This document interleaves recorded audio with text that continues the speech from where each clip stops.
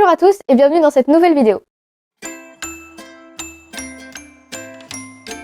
Aujourd'hui, j'ai décidé de vous parler de la rentrée en deuxième année de licence langue étrangère appliquée. Ça fait maintenant un mois que je suis rentrée et je me suis dit que le timing était parfait puisque j'ai eu le temps un petit peu de reprendre mes horaires et de voir un petit peu comment les choses tournaient. Comme en première année, il va falloir que vous vous inscriviez à vos cours d'anglais et de votre deuxième langue et de sciences sociales, plus à une ETC. Et comme la première année, c'est toujours autant la galère. Ce que je veux dire par là, et là je me base que sur ma propre expérience dans mon université, c'est que pour nous, les inscriptions pédagogiques se font tout début décembre. Et ces inscriptions pédagogiques permettent à l'administration de créer les groupes de TD. Le problème est que normalement, on est censé s'inscrire à l'ETC quand on fait ces inscriptions pédagogiques. Et que pour chaque ETC, on a des horaires disponibles différents. Et là où ça pose problème, c'est qu'on est censé choisir un horaire d'ETC sans connaître notre emploi du temps. Voilà. Et évidemment, changer de groupe après pour pouvoir aller à l'ETC que vous avez choisi ne sera pas aussi simple que ça. Dans mon université, il y a 3 conditions différentes où l'échange de groupe peut être accepté. Soit vous avez un emploi étudiant et les horaires de cours ne correspondent pas, et par contre, tel TD, ça correspond, donc vous pouvez demander à changer de groupe. Soit vous avez des soins à heure fixe un certain jour de la semaine, et pareil, votre groupe ne correspond pas avec cet horaire-là, mais dans un tout oui, donc vous pouvez changer. Soit vous avez trouvé quelqu'un du groupe que vous voulez qui souhaite échanger avec vous pour aller dans votre groupe à vous, et là, c'est bon aussi. Bref, c'est toujours un peu la galère, et si j'ai un conseil à vous donner, ça reste de choisir des horaires de TC qui tournent aux alentours de 18h, parce qu'en général, à cette heure-ci, vous n'avez pas cours. Ça peut arriver, mais ça reste rare. Et si jamais vous vous rendez compte que finalement vous pouviez aller en cours plus tôt dans la journée, rien ne vous empêche de voir avec le professeur si vous pouvez changer de groupe de TC. Attention, pas de groupe de TD de toute la licence, mais de TC. En général, c'est beaucoup plus facile de changer d'horaire pour votre TC que de changer de groupe.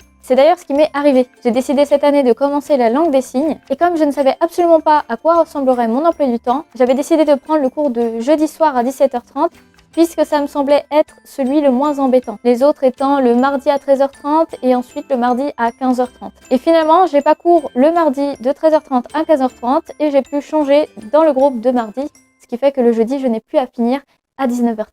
En ce qui concerne la quantité de travail en licence 2, ça fait seulement un mois que j'ai repris les cours et j'ai pas l'impression d'avoir assez de recul pour pouvoir dire si la quantité est plus élevée qu'en première année. Mais ce qui est sûr, c'est que par rapport à la première année, j'ai eu beaucoup plus de traductions à faire. Donc finalement, j'ai pas l'impression qu'il y ait plus de devoirs, mais en tout cas, ceux qu'on nous donne ont tendance à être un petit peu plus longs. Et j'ai déjà eu le temps d'avoir 2 travaux de groupe à faire et à rendre. Donc je ne sais pas trop comment ça va évoluer au fur et à mesure du semestre, mais pour l'instant, c'est encore gérable. Après, pour tous ceux qui ont regardé mes précédentes vidéos, comme vous le savez, j'aime beaucoup m'y prendre à l'avance dans mes devoirs et c'est ce qui m'aide pas mal à pouvoir gérer ça et les travaux de groupe, mais pas seulement. Pour ceux qui ne le savent pas, je suis atteinte du syndrome d'Ehlers dans l'os, ce qui me provoque pas mal de douleurs chroniques et de fatigue. Et là, avec l'arrivée du froid, les douleurs ont commencé à empirer. Pour l'instant, elles sont gérables, donc je m'inquiète pas trop, mais c'est sûr que là, le fait d'avoir pris de l'avance, ça m'a pas mal aidé parce qu'il y a eu quelques soirs où j'ai eu beaucoup de mal et où je ne pouvais tout simplement pas écrire parce que mon poignet était beaucoup trop douloureux. Le fait que les douleurs reviennent comme ça a tendance à me provoquer pas mal de stress parce que je ne sais jamais à quel moment les choses vont réellement empirer ou si tout simplement ça va rester comme ça. Mais bon, j'essaie de continuer à bien faire mes devoirs en avance pour pouvoir me donner le temps de me reposer lorsque j'en ai besoin et pour l'instant c'est gérable. C'est frustrant, très frustrant parce que je suis quelqu'un qui adore apprendre, qui aime faire les choses à fond et quand je me retrouve dans des situations où je ne peux pas, c'est vraiment très énervant. On se sent un petit peu coincé dans son propre corps, si je peux dire. C'est quelque chose avec laquelle il faut apprendre à vivre et que j'essaye d'accepter puisque de toute façon, je pourrais pas y changer grand chose. Mais à côté de tout ça, ce qui m'a sûrement provoqué le plus de stress, c'est que l'année prochaine, en L3, j'ai pour projet de partir 1 an en Japon avec le programme d'échange de mon université. Pour ceux qui ne savent pas comment ça se passe, sachez-le, ça peut être galère. Parce que pour pouvoir faire cet échange, il va falloir préparer tout un dossier. Et c'est dans ce moment-là que, si vous me suivez, vous allez me remercier d'avoir conseillé si souvent de prendre de l'avance. Parce que le dossier est assez conséquent et que vous avez pas mal de documents à préparer, mais surtout pas mal de recherches à faire. Pour monter ce dossier, les professeurs insistent beaucoup sur l'importance de votre autonomie. Vous devez par vous-même trouver les informations pour pouvoir remplir les papiers qu'on vous demande de faire. Et tout ça peut prendre parfois énormément de temps. Déjà parce que il est rare que les sites soient en français. Dans mon cas, je veux partir au Japon, donc la majorité des sites, j'ai eu à les lire en anglais. Heureusement qu'ils ne sont pas entièrement en japonais, parce que je n'ai clairement pas le niveau pour lire un site en japonais, mais aussi parce que tous les sites sont créés par différentes personnes, évidemment, ce qui fait qu'ils ne sont pas tous organisés de la même manière et que vous allez parfois avoir du mal à trouver l'info que vous cherchez. Donc, à côté de toutes ces recherches, il faut quand même que vous gériez vos cours, vos devoirs, mais aussi que vous alliez aux réunions d'information. Parce que souvent dans ces réunions, il y a quand même des informations ultra utiles qu'il ne faut surtout pas louper. Et le pire, c'est que quelquefois, elles peuvent tomber sur une de vos heures de cours ou sur une autre réunion qui vous intéresse aussi. Heureusement, il est très rare que dans toute votre promo, personne n'ait pu aller à une réunion, donc vous arrivez souvent à vous échanger les informations. Mais alors, jusque-là, est-ce que c'est gérable niveau temps ? Oui, mais c'est pas fini. Et c'est pas fini. Parce que pour partir en échange, il y a des certifications qui vous sont demandées. Et quand je parle de certification, je pense au TOEFL. Le TOEFL est une épreuve qui doit mesurer votre niveau d'anglais et qui se base sur 4 tests différents. Le premier, c'est le reading. Le reading, donc la compréhension écrite. Le deuxième, le listening, la compréhension orale. Le troisième, le speaking, l'expression orale. Et le dernier, le writing, l'expression écrite. Il est noté sur 120 points, 30 points par section. Et là où ça devient compliqué et la raison pour laquelle vous devez le passer, c'est qu'il est généralement demandé pour toutes les écoles à l'étranger, surtout lorsqu'il s'agit d'une école hors Europe. Jusque-là, vous vous dites, ça va, si j'ai la moyenne, j'ai le TOEFL, donc je peux partir. Non. Alors, c'est possible, mais pas tout le temps. Il y a certaines écoles qui demandent une valeur minimum au TOEFL. Donc par exemple, au Japon, souvent on vous demande minimum 80 sur 120 au TOEFL. Et ça ne s'arrête pas là. Certaines écoles vous demandent aussi un score minimum dans certaines épreuves bien précises. Par exemple, on va vous demander d'avoir un minimum de 25 sur 30 au reading et au listening. Donc finalement, on ne parle pas juste de devoirs, de cours et d'élaboration de dossiers, mais aussi de révision. Alors oui, vous pouvez tenter le TOEFL sans réviser, mais je vous conseille largement de réviser. Parce que l'épreuve du TOEFL se passe en se basant sur des critères américains et que les épreuves peuvent être légèrement différentes de ce que vous avez connu jusque-là. Dans mon cas, pour réviser le TOEFL, j'ai décidé d'acheter ce livre-ci, qui est donc l'intégrale TOEFL édité et qui est la nouvelle édition. Ce qu'il y a de vraiment super avec ce livre-là, c'est qu'en tout début, il vous propose un petit test histoire de voir à peu près où vous vous situez au niveau des différentes parties. Et ensuite, il vous propose des exercices d'entraînement pour chaque partie du TOEFL avec un petit practice test à la fin. En plus de ça, il vous propose aussi des Boost Your Focus qui en gros consistent à graduellement vous faire arriver à la quantité d'un test normal au TOEFL.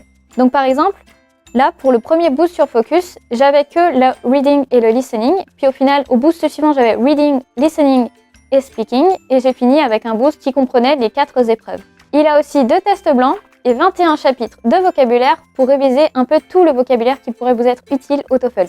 Honnêtement, j'ai travaillé avec, j'ai fait énormément de progrès avec et je vous le conseille beaucoup. Pour vous donner une petite idée, lorsque j'ai fait le mini-test au début pour voir à peu près mon niveau, j'avais environ 50% de réussite à chaque épreuve. À la fin de mon entraînement, j'étais plutôt à 90% de réussite, du moins en reading et en listening, parce que vous verrez, pour réviser tout ce qui est speaking et writing, c'est très difficile de vous noter vous-même. Il vous donne un exemple de réponse, mais vous ne pouvez pas réellement évaluer si votre écriture est bonne, si vous avez réussi à transmettre la bonne idée, puisque vous n'êtes pas natif anglais et vous ne pouvez pas trop corriger ce genre de choses. Et donc au final, après 1 mois de révision, j'ai passé le TOEFL ce matin. Je suis extrêmement soulagée d'en avoir fini. Et maintenant, j'attends simplement les résultats pour pouvoir les transmettre dans mon dossier puisque c'est également une des pièces demandées pour votre échange. C'est énormément de stress de préparer ce dossier, notamment aussi parce qu'il a cette idée de est-ce que je vais être pris ou pas, est-ce qu'on va pouvoir partir, parce qu'avec la situation actuelle, on ne le sait toujours pas. Ce qui est important de savoir aussi dans la constitution de votre dossier, c'est que c'est vraiment super important de faire attention à tout ce qui est deadline. Ne ratez surtout pas la fermeture des dossiers parce qu'une fois que c'est fermé, ils ne vous prennent plus rien, même si vous arrivez 1 minute après, c'est fini. Et ce qui est extrêmement stressant aussi, c'est tout simplement l'attente. L'attente de savoir ce que la commission a décidé, parce que c'est sûrement différent dans d'autres universités, mais dans la mienne, l'ouverture des dossiers a commencé hier et on a jusqu'au 10 novembre pour les déposer. Après ça, la commission ne passe, je crois, qu'aux alentours de janvier. Donc ça fait énormément de temps à attendre. Pour ma part, je sais que j'avais profité de l'été pour commencer à préparer mon dossier et c'est honnêtement ce qui m'a beaucoup aidé. Parce que je ne suis vraiment pas sûre que j'aurais réussi à finir à monter mon dossier aussi vite si j'avais dû gérer tout ce qu'il y a à côté en même temps de ce dossier. Le fait d'avoir commencé en été, ça m'a donné le temps de vraiment fouiller l'intégralité du site, vraiment prendre le temps de trouver les informations dont j'avais besoin et aussi de m'informer par d'autres sites. Parce que quand il s'agit d'élaborer votre budget pour partir au Japon, vous ne trouverez pas toutes les infos auprès des universités. Si jamais vous essayez de savoir combien vous coûterait un forfait téléphonique, c'est pas l'université qui va vous le dire. Mais bon, quoi qu'il arrive, surtout ne lâchez rien. Tentez votre chance, donnez tout ce que vous pouvez pour trouver tout ce qu'il vous faut et pouvoir donner un dossier complet. Je ne peux pas vous dire si vous allez être pris, je ne peux pas vous dire si je vais être prise puisque je n'en sais strictement rien. Tout dépend de la commission et de ce qu'elle en décidera. Tout ce que vous pouvez faire de votre côté et ce que je fais aussi actuellement, c'est simplement de faire au mieux pour tout et aussi dans vos cours parce qu'il est important que vous validiez votre année pour aussi pouvoir partir. Si vous redoublez, évidemment, vous n'allez pas partir. Aussi, si jamais vous regardez mes vidéos actuellement mais que vous êtes encore qu'en première année de licence et que partir en troisième année est l'un de vos projets ou même tout simplement au master, donnez-vous à fond, mais vraiment à fond là où vous en êtes actuellement. Parce que vos notes d'université ont de l'importance et l'implication que vous mettez dans votre travail sera aussi pris en compte. Donc surtout, donnez-vous à fond dès le début pour vous donner un maximum de chance. Autre chose importante, certains d'entre vous pourraient se dire « Bon, au pire, si je rate le TOEFL, je le retente ». Alors, oui, vous pouvez, au bout de 3 jours après votre premier essai, mais il y a un petit critère à prendre en compte. Le TOEFL est extrêmement cher. Pour vous donner une idée, je suis allée chercher mon papier d'inscription. Cette année, le montant du TOEFL en dollars était de 265 $. Donc si je me trompe pas, j'en ai eu pour 232 €. Voilà, vous pouvez le repasser, mais je vous le conseille pas. Après, je sais que d'autres textes existent, il me semble qu'il y a l'IELTS aussi. Je ne me suis pas beaucoup informée sur celui-là, mais je sais qu'il est moins cher. Je n'avais pas voulu le prendre parce que je me suis rendu compte que certaines écoles ne le reconnaissaient pas forcément. Donc dans le doute, j'ai préféré prendre le TOEFL parce que j'étais sûre que celui-là passerait partout sur toutes mes écoles. Quoi qu'il en soit, quel que soit le test que vous décidez de prendre, n'oubliez pas aussi que vos notes à ce test seront nécessaires pour votre dossier et qu'il ne faut donc pas vous y prendre trop tard pour avoir le temps de les transmettre. Au moment où vous remettez votre dossier, si jamais, par exemple, comme moi, votre dossier, vous devez le remettre avant le 10 novembre, si vous n'avez pas encore eu vos notes, c'est pas grave. Du moment que vous avez un papier dans votre dossier qui informe votre commission de la date à laquelle vous passez l'examen. Et après, vous avez jusqu'à la date de la commission pour transmettre vos notes. Donc vraiment, ne vous prenez pas trop tard sur la réservation du TOEFL, sinon vous risquez de ne pas avoir vos notes à temps.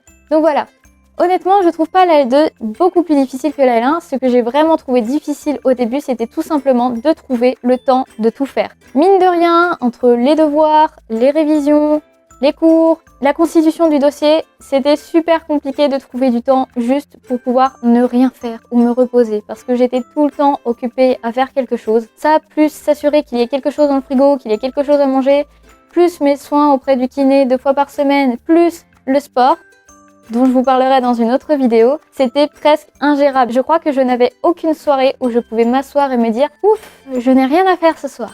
Et ce même le week-end. Mais bon, c'était pour une bonne cause. J'ai passé le TOEFL ce matin et j'ai la sensation que ça s'est plutôt bien passé, donc je suis rassurée. Je sais aussi que du coup mes notes arriveront à temps pour que je puisse transmettre mes notes avant même la date limite pour rendre les dossiers. Et ça, c'est très rassurant aussi.